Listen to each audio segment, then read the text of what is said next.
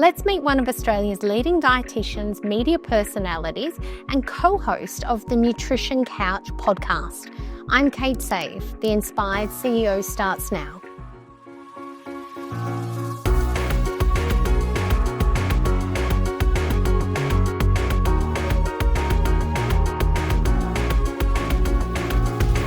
Welcome to The Inspired CEO, where each episode we explore the innovative wellness practices that are driving success and longevity in the modern business world. In this interview, we chat with Susie Burrell, one of Australia's most well-renowned dietitians with a background in nutrition, psychology and coaching. Susie has built a career with many different areas, including working at the Westmead Children's Hospital, doing her own podcast, working in sports dietetics, and above all, creating products more recently too. So welcome, Susie. It's great to have you here today. Great to be here. So nice to see you, Kate. Well, let's get started. Where did you grow up and how did you get into nutrition and dietetics? Well, I grew up in Western Sydney back in the 80s when it was very grassroots area. And I always wanted to be a dietitian. From when I was about 15, I had been around at the time that Hayley Lewis was an amazing swimmer and the Brisbane Broncos were winning the rugby league, and I followed rugby league. And my team were the Canberra Raiders, still are. So you love sport, sport obsessed. Yeah, well, I enjoyed it, and so I saw an article in a magazine at the time of a well-known sports dietitian, Holly Frail, who you would know. Yes. And she was the dietitian for the Broncos and Hayley Lewis. And I thought, oh, what a great job. You could, talk to people about food and then also sport, which was what I liked at the time. So from when I was about 15, I always knew I wanted to be a dietitian. And I planned to study that at Wollongong University, which is down the coast in Sydney, right from that point in time.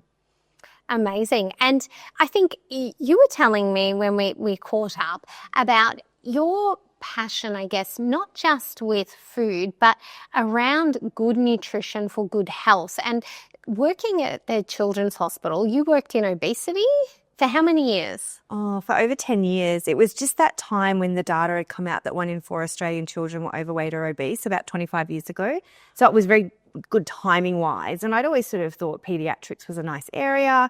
It's funny because sports nutrition, which was my initial interest, is very similar to fat loss in many ways. Explain that a little bit, because the general person would how is sports nutrition fat loss similar? Well, I think when you're working with elite athletes, you get sort of the parameters for specific fat loss and changing body composition. Yes. And ultimately in obesity, whether it's losing a few kilos or losing 40 or 50, you're working the changing body composition. Yes. So by chance, I'd studied psychology. I enjoyed sort of chatting to people about behavioural change, and dietetics, as you know, is very much about behavioural change. So it actually fit together really, really well.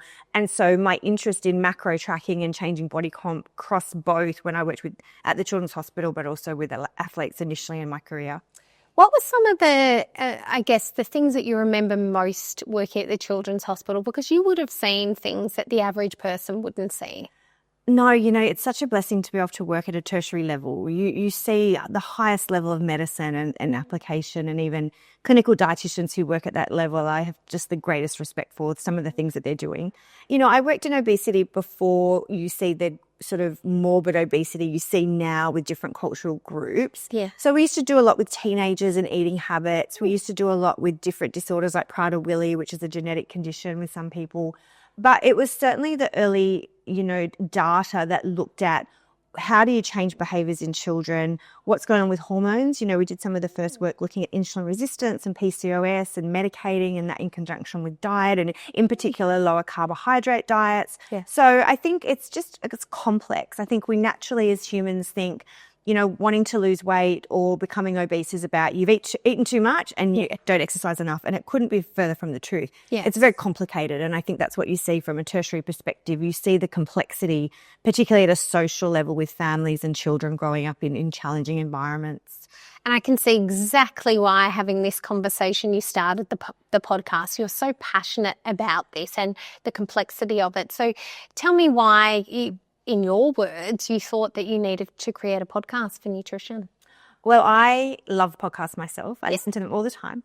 And I had thought there was room to chat real nutrition because I see clients. And every single day you just collect so much data about what people are eating and buying and why. And I thought it would be good chat. But I wanted to do it with another dietitian who saw clients. Yeah. I didn't want to just interview people. I wanted to be able to just talk what we saw in practice because I think it's fascinating. And if you're interested in food, sure, but also human behaviour and patterns of behaviour.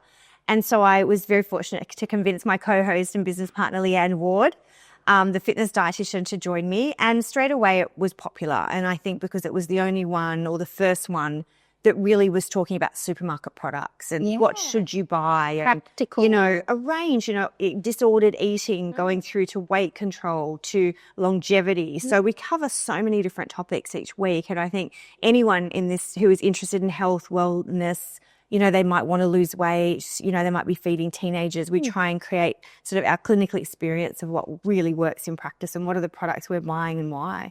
And I love that you say practically and what really works. What do you mean by what really works? Well, I think when in mainstream media, you tend to get sort of what I call soft headline. You know, you have to do what's right. You have to say, is there a research paper for this? It's all, you know, very touchy-feely. Whereas the great thing about podcasts is that you are not edited. Yes. You get to say what you see, what you think, what you believe and justify that. So it creates a story around the message, whereas that doesn't always happen in writing or even TV interview. You know, for example, I worked on Sunrise for 12 years. And that was at a time when I described TV to be the golden era, you know, hosts were celebrities and it was sort of, you know, things have changed now. There's a lot more about YouTube and streaming. But I was lucky when I started in TV, you know, about 2010, even earlier than that, it was still a really well-watched outlet. Yeah. And you often, but you get 2 minutes, you know, so you've got all this great information and often some breaking news is happening, you get a minute. Whereas the good thing about podcasts is you can really get into the nitty-gritty and whilst Leanne and I are quite different, we do agree on most things, but we also will challenge each other and bring different perspectives. You know, she's a different demographic, a different age group, has younger children than I do.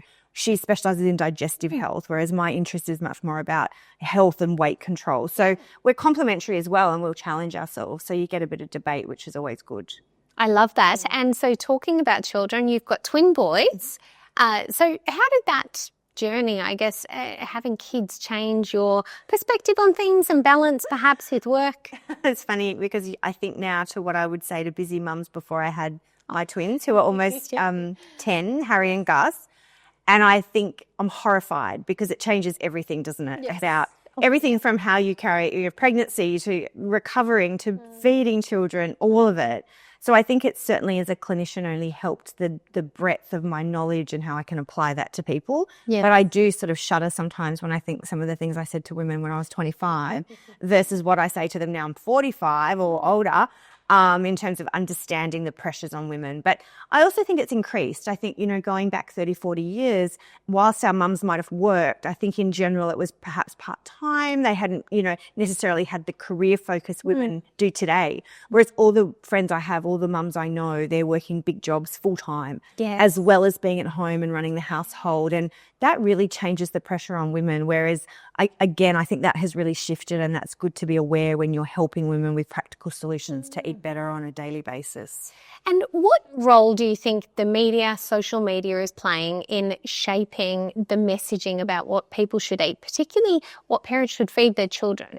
It's really interesting because whilst there's still mainstream media sending sort of clear messaging, you know, don't give soft drink, you know, have more whole grains, more fresh food, this is what to do if you have fussy eaters, old kind of messaging that's been around forever.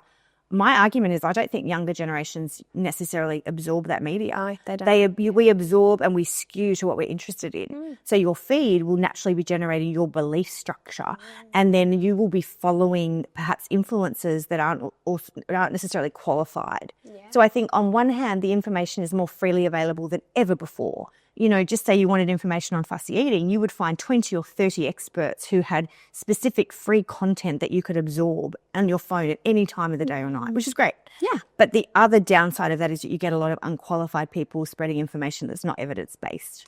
So that is a really tricky one in our industry, where as dietitians, we are highly qualified and we are promoting evidence-based messages all the time. Yes. We're not guaranteed that if you don't have that qualification. And I don't think people are clear about their background. And I do think dietitians have been given a bit of a bad rap and a bad name. But part of that, using your phrase soft headlines, I do think that a lot of dietitians are perhaps not getting real-world experience before they start putting messaging out on social media. I personally think that if you are commentating in the media, you should be seeing clients. Yes. Even one a month. Yes. Because it's so different in theory. It's not nutrition or dietetics in theory. And so that's why I think Leanne and my content cuts through, because you can tell it comes from people who just are walking it themselves. They're actually doing it each and every day and gathering data on people. So I think that's the downside, is that anyone can have a message out there and a following. And unfortunately, with the social media or, streaming, whichever the platform, a lot of it's about aesthetics and what it looks like. Yeah. And so people who are naturally beautiful and attractive and genetically blessed, we would argue, yes. they get greater cut through because people want to look at beautiful things. And that can be risky if those people aren't qualified to be educating the public on important issues like nutrition. Yeah, and I do think that kind of food porn has taken over. If it looks good, it must be good for me. But a lot of that food porn is probably foods that are healthier alternatives. So there's a healthier chocolate crackle, but that's not lunch. You're not having chocolate crackles for lunch. And that's where I think that displacement's happening a little bit too. Well, 100%, because what do people click on and want more of? Well, they want the baked goods. So you have people who are putting all of this healthier sweet treats out there. But people will cherry pick what they want from it. So 100%, I think that gets confusing for consumers and it's hard for them to necessarily cut through and get to credible information that's going to actually give them what they need. And what drives you now to keep in private practice? You've got lots of things going on. You've got your podcast, your private practice, you've got your products as well. What do you love most about it? I think that I am naturally a curious and inquisitive person. I'm genuinely interested in people. And all that nutrition does is bring it all together. I could probably do the same as if I was working as a psychologist. I'm interested in people and their patterns and their habits. And I guess for women now, I primarily see women. I am interested in making their lives easier and healthier. So I do have that genuine interest. And I guess, I trained as a dietitian over 25 years ago. I'll always be a dietitian. It's in my blood, for better or for worse. So I will always come back to that in some way. Probably out of all the work I do, Leanne and I have a great business and personal relationship. We're very close, and that gives great satisfaction because in life it's about our relationships, isn't it, really? Yeah.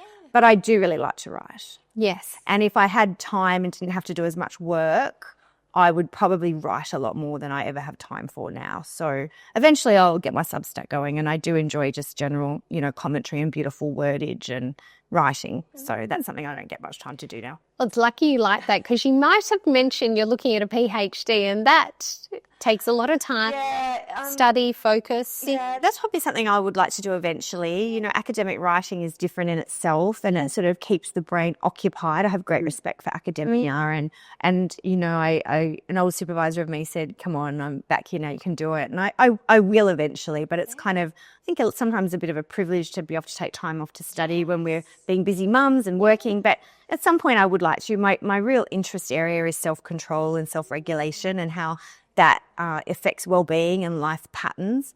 But we'll see. They're pipelines at the moment. They're not in the near future. And I love that too, that self-control, because nobody really has.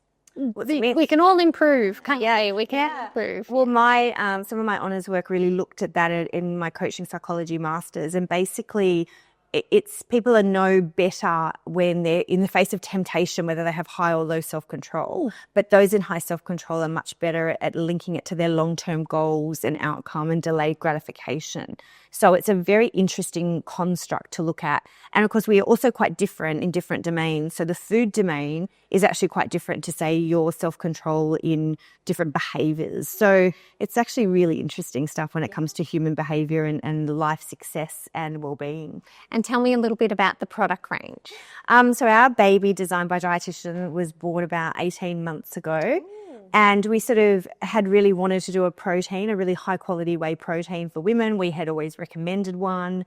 And yeah, it sort of was going quite well. And then we released creatine because there was this influx of data to show there were huge benefits, particularly for peri and postmenopausal women, supplementing our diets with creatine, given that women have about 70 to 80% lower stores than men. Absolutely. And it sort of just went really crazy really quickly. And we thought, oh, we've got a good baby here on our hands. So we've got a magnesium, we've got collagen, and then our job is to sort of spread the wider message. And our sort of catch cry is bringing credibility to wellness, because there are huge numbers of wellness brands out there, but they're not always evidence-based nor developed by professionals. So as dietitians, Leanne and I are very committed to making sure that anything we claim or make is evidence-based, has a strong scientific foundation, is actually clinically proven to help benefit women in their health, and we do focus on women. So influencers with education and purpose said that there's definitely a passion to help people I there. sort of think people who are qualified should be making supplements, 100%. So, Yeah. and these are products we use and recommend.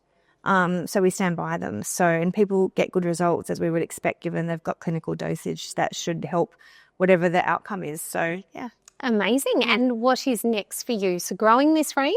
This is our big focus, because we really haven't had time or capacity to market or promote it at all. We've just been sliding by the seat of our pants. Leanne's got 2 kids under 3. That's even harder.